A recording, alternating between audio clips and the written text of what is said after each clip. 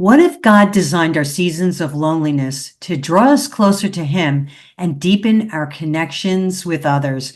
Well, Becky Harlan joins me today, and she's going to share powerful insights on finding God in loneliness, which there's a lot of that going on out in the world, and building real connections. Becky, welcome to the call. Hey, thank you for having me. This is wonderful. Thank you. So Becky, you say in your book, Cultivating Deeper Connections, that loneliness is not the absence of people, it's feeling disconnected from people. Can you talk about that a little bit? Absolutely. So, there was a season in my husband and my life where we were traveling nonstop. I think between 2016 and 2020, we did 65 different countries. We were teaching all over the world, coming back, unpacking, visiting all our grandkids, getting back packed, and heading back on a plane. And, I remember coming home from one trip saying to my husband, I feel lonely. And he looked at me like, what's wrong with you? We've been with thousands of people. But, again, loneliness is not the absence of people. I had been around a lot of people, but I wasn't with the people that I'm most deeply connected with other than my husband. And we really hadn't had us time. We had been so focused on everybody else. And Mhm. so loneliness rises up in our souls when we feel disconnected from the people that we are the closest to, and or we feel disconnected from everybody and we don't have close people around us. And Mhm. God designed us for connection. And so Mhm. loneliness really is a signal that we need to reconnect. Mhm. Well, you share about feeling lonely even in a crowd, and you were talking about that a little bit. So hearing about an epidemic of loneliness. Let's talk about that a little bit. Yeah, it was really interesting because in 2023, the Surgeon General came out with a report, and he has said we are now in an epidemic of loneliness. And that, as here in the United States, especially, we need to get back to community and connection because we Hmm. have so many people feeling isolated. And the interesting thing about loneliness is not only does it impact our emotional health, which clearly it does, it impacts our physical health. They say that feeling lonely now is equivalent to smoking 15 packs of cigarettes a day. Mm. It's impactful and detrimental to our spiritual health because we were designed to connect with God. So when we Mm. feel lonely and we feel disconnected from God and others, it increases our feelings of depression and anxiety.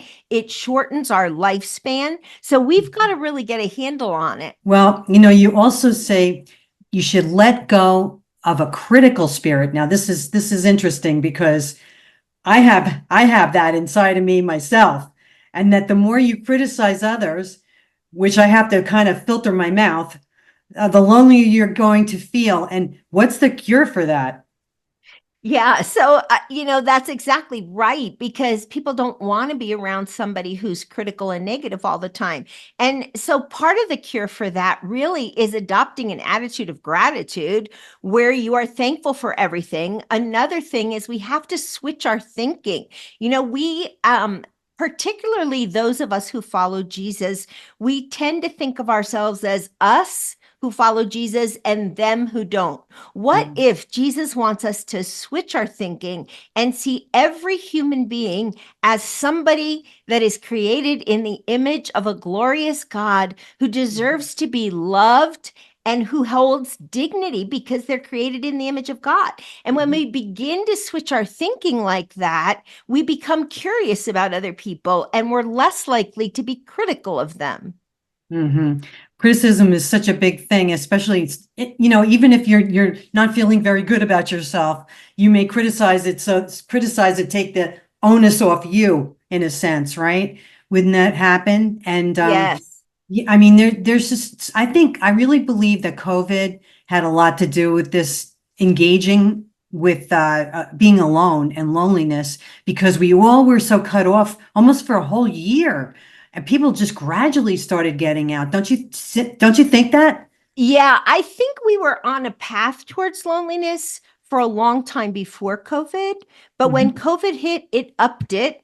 And it also revealed how desperate we are for other human beings. And so Hmm. isolation is never good. Hmm. And yet we many people felt isolated during COVID. But Hmm. I really think the problem began before then. You know, in Hmm. fact, it's really interesting if you do some studies on the correlation between technology and loneliness, right? So Hmm. technology is wonderful. It helps us connect. Like you and I right now, we can see each other, we can connect through Zoom, and it's Hmm. wonderful. However, what's happened in the last 10, 15 years is that technology has taken over our lives. And, you know, we are so dependent on our cell phones. We get our emails, we get social media through there, but that's not really helping us with the face-to-face connections that we truly Yes. need. Yes, yes, because even when we were doing like, because everybody, my audience knows that I'm a Bible study fellowship leader, and we were doing it on Zoom, and we gradually started to go back, but you could see the difference between connecting through Zoom and in your Bible studies and being in person. There's nothing like it, because people Right, just they'll just cut themselves off, like. Like there's a lot of them now that just prefer to get up in the morning, be in their bathrobe, and get on Zoom and learn instead of right. connecting. And so I can see what you're talking about when you say it's even before then, because the connecting in the media through media, social media has been like the thing that people are doing now. Yeah. And another thing that has really impacted and led to this epidemic of loneliness, I believe, is our constant propensity towards hurry and rushing. You know, we're so busy. We have one appointment after another, and we tend to be in a hurry. And when you're in a hurry, you don't take time to stop and be with people, and to really Mhm, form deep connections mhm, takes time. And so we have to slow down and begin to just honor people. You know, one mhm, of the stories that I love to tell is of my grandmother. My grandmother lived in Brooklyn, New York. And mhm, I told you I grew up in New Jersey. So I mhm, used to go in every summer and spend a week with her in Brooklyn, New York. And every afternoon at 3 p.m. sharp, she would have Aunt Isabel over. Now, Aunt Isabel was not related to us. I don't actually even know Isabel's last name. I have no idea who she was, but every day at 3 o'clock she came over because she was my grandmother's best friend. And they would uh-huh, have coffee and they would have coffee cake. And I look at our lives today and I'm like, who has time to have coffee with a friend every single afternoon? But I think yeah, my grandmother was onto something, yeah, because they were so deeply connected. And that's a yeah, beautiful thing. But we've yeah. become so addicted to hurry that it is really ravishing our relationships. It is, and family relationships so much more, right? So, Yes. so now you write this book, and of course you can see I marked off all the pages here. Okay, so you wrote this book. Why did you write it? Well, because I kept thinking, first of all, I pray about every book I write. The idea comes from the Lord, but the Lord began to show me how lonely people are, and He began to show me in myself that I felt lonely whenever I would get too busy, and I needed, like, that season where my husband and I were traveling so much. It's like I need to reconnect with my people. I need time to sit on the floor and play with my grandchildren. I need time to sit and have coffee with my close friends and hear what's on their heart, rather than just quickly unpacking, doing laundry, packing, and heading to the next airport. And Mhm. and so I realized, like, if I feel this way, probably a lot of people out there do. And as I began to research, I'm like, wow, we're in an epidemic of loneliness. I'm not Mhm. the only one. There are many people out there who are feeling lonely. Absolutely, absolutely. So this is such a great book, and I'm hoping that people will pick it up, especially the lonely people out there right now that are listening. So now I want to shift a little bit, because you say, loyalty is a commendable trait, but when people start stepping over the line, it becomes a toxic, unhealthy friendship. And what do you do? Yeah. And so we have to be careful that in every relationship, whether it's in our marriages, whether it's with family members, whether it's with friends, that we keep boundaries in place. What do I mean by that? Well, if you think of, how there are boundary lines around properties. And, I had a friend who was a therapist once tell me boundaries make good neighbors, right? And so I love my neighbors, but if I go over there and I start decorating their house for Christmas, they would be annoyed, because they Mhm. want to do that themselves. And so in our relationships, we have to guard against toxic relationships by keeping boundaries in place. Boundaries Mm. are things like learning to listen, not giving too much advice. Most people can fix their own problems. They don't need you to fix them for them. And not taking too much, maybe stepping over the line as far as demanding too much from them or having expectations that nobody can live up to. Those Mhm. become toxic relationships that are not Mhm. healthy for us. So if you Mhm. have a friend who needs you constantly and there's no give and take in that relationship, Mhm. after a while, that's going to turn a little bit toxic, right? Because Mhm. there needs to be a give and take in every relationship. Mhm. So how do you cure that though? Because, I know there's a lot of people out there that are feeling this because, you'll get into it with a friend and it's dump time. You know you're going to get together with them and it's dump time. So how do you, is there a solution? Yeah, the solution goes back to boundaries. So what you do is you allow your friends to dump because we all need to dump every now and then. If the Mhm. dumping happens continually, you just you don't ditch the whole friendship, but you put some boundaries in place. So you might not pick up, if somebody's calling you 15 times a day, it's time to pick up the phone maybe once and not 14 other times. Just let it go. But Mhm. learning how to say also the sweet no, like, no, I really can't do that right now. So if you have a Mhm. friend who maybe, you want to serve your friends well. So I want to be careful here. You want to help them when they're sick and things like that. But if it becomes continual, there may be a time to just say the sweet no. No, I'm so sorry. I'm at capacity right now and I can't offer that right now. Mhm. Mhm. I like that. Thank you.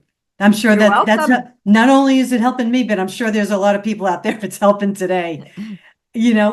So then you say each person created by God is a masterpiece and worth knowing. How can we become more attentive to others and God? Put your phone away for starters. Our phones have become the great distractor. We have, Absolutely. if you go to a playground and you watch what the moms are doing, I love it when I see a group of moms at a playground and they're actually talking to each other because often they're scrolling their phones, right? So they're missing what their kids are doing on the playground and they're missing the opportunity to connect with other moms because they're just scrolling social media. I read someplace that we now have the attention span of 7 seconds, which is about the attention span of a goldfish. So that's pretty sad. We need to learn how to focus on each other and ask each other questions. Like, you wonder how many times do you go out with a friend and you haven't asked them, like, where did you grow up? What was that like for you? Where did you go on vacation as a kid? What Yeah. did you do for the holidays when you were growing up? Or what's your dream in your job? Are you happy in your job or do you wish you were doing something else? Just the power of learning to ask some thoughtful questions goes a long way. So I like to tell people be curious, find out as much as you can about a person and Mhm. just enjoy getting to know them and you'll end up feeling more connected. Mm. Well, what was your favorite learning lesson? The hardest one, not maybe favorite, but the hardest lesson that you learned by loneliness. The hardest lesson for me for sure was learning to slow down. Somewhere along the way, I'm a natural achiever. I'm the kind of person that makes lists and checks them off each day, and I write books and I love people, but learning to slow down, I have to remind myself, so little things like when I'm in Target, choosing a longer line rather than the shortest line, and just reminding myself I'm not in a hurry. I don't need to be at the next place in 2 minutes, and Yeah. when I'm with people, just really enjoying people. I do love people. And so it is fun for me. I've met a lot of interesting people on airplanes, and it, Mhm. it has really underscored how lonely people are because I'll Yeah. sit down on an airplane, and people just seem to open up to me. And I have learned more about people on airplanes than ever Yeah. before. Oh my gosh, great place to minister too, Yeah, yeah, it to share is. the word of It God. is. Yeah. And yeah, and so God has put all this in your heart, in your life. I mean, it's such a wonderful ministry of this, that there's going to be such a need to read a book like this, because I know myself right now, struggling myself with the lonely world. And when you're going down that road, you don't know if there is a way out of it. And so if you were speaking into my heart right now, what would you say? What would be a good step to get yourself out of that mode? You don't have to be a victim to loneliness, so learn to see loneliness as a signal. Okay, I'm feeling lonely right now. Then ask yourself this question: what do I need? I need to reconnect. I need to maybe reconnect with God. So begin to pour out your heart in prayer. And I need to reconnect with people. So pick up the phone, call a friend, and invite them over for coffee and say, hey, we haven't had enough time together recently. I would love to just check in and hear how you're doing, and make the focus on them and let Mhm. them open their heart to you. You're going to leave that kind of a coffee date feeling so connected because Mhm. our hearts need that. And when we learn to empathize with others, there's Mhm. actually a chemical reaction that happens in our brain that increases our feelings of connectedness. And Mhm. so I would say, yeah, reconnect with God through prayer, reconnect through with at least one friend this week. Take them out to Mhm. coffee, invite them over for dinner, go for a walk, go for a hike, do something to connect. Just take a baby step and, reconnect with God, reconnect with a friend. And then if you're interested in the book, I like to suggest that people do the books with a couple of friends, say, hey, I am reading this book and it's really interesting about loneliness. Would you like to read it with me? And then on my website, you can actually download a free discussion guide right now. And Mhm. so you don't even really have to think. You can just use the free discussion guide. And these groups are going really well because I've heard from some of them, that people are really, their friendships are going deeper because they've gone through the book together. Who have you heard from that this is really helping? I've heard, especially from those that are leading groups, like, Mm. wow, this group, we're talking about this and it is encouraging really deep conversations. I heard from a woman yesterday at church. She just grabbed my arm and said, hey, last night we did, I forget what chapter they were on, 4 or 5. And she said, we all ran around and affirmed each other.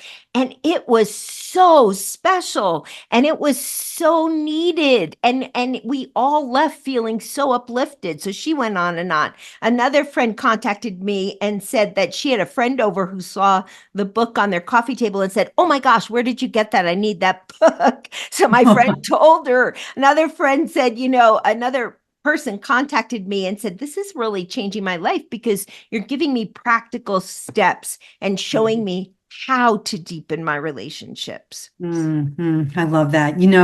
You can find out about Becky and get her book and the resources that she's been discussing. And here's her book at beckyharling.com. And she's on Facebook and Instagram, all those places. And Becky, what would you like to leave my audience with today?